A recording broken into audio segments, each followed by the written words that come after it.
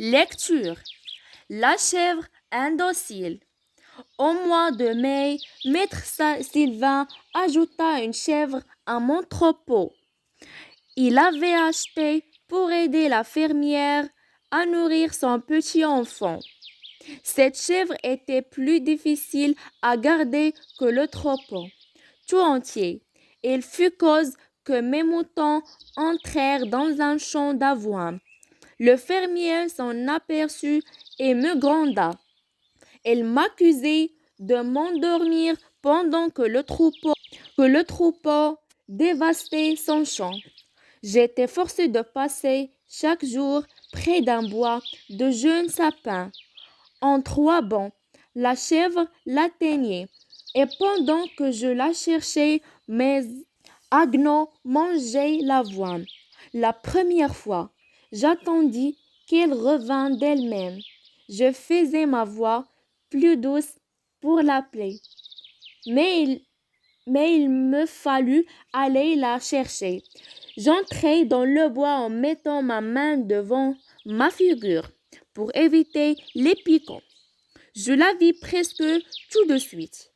J'avançai la main pour la saisir par une corne, mais elle recula en déplaçant les branches qui revinrent me frapper avec force. Je réussis cependant à la saisir et je la ramenai au troupeau. Chaque jour, elle recommençait.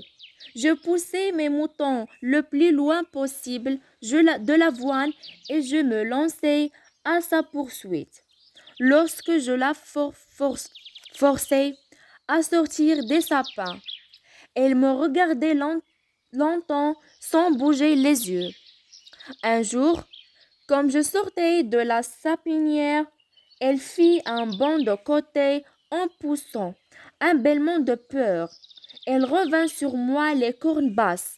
Elle se sauva en faisant des cabrioles impossibles à décrire.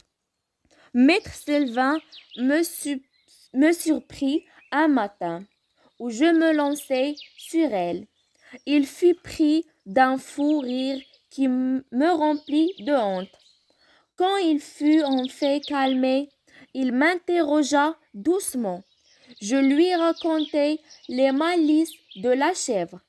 Alors, il la menaça du doigt, en riant de nouveau. Le lendemain, de bonne heure, je me réveillai tôt. Je faisais sortir tous les moutons, laissant l'indocile chèvre seule dans la bergerie. Vaut mieux agir de la sorte et supporter les cris de Maître Sylvain que de passer la journée entière avec cette chèvre à problème. Aujourd'hui, je n'étais pas forcée de passer près du bois de jeunes sapins. Oh, oh, qu'est-ce que je voyais? C'est elle. Je m'approchai d'elle et j'avançai la main pour la saisir. Mais elle recula et tomba par terre. Qu'arrive-t-il? Peut-être que le geste de Maître Sylvain l'a rendu à la maison. À partir de ce jour, tu es entré dans l'ordre. La chèvre passait d'indocile à très docile. Ceci m'a facilité la tâche.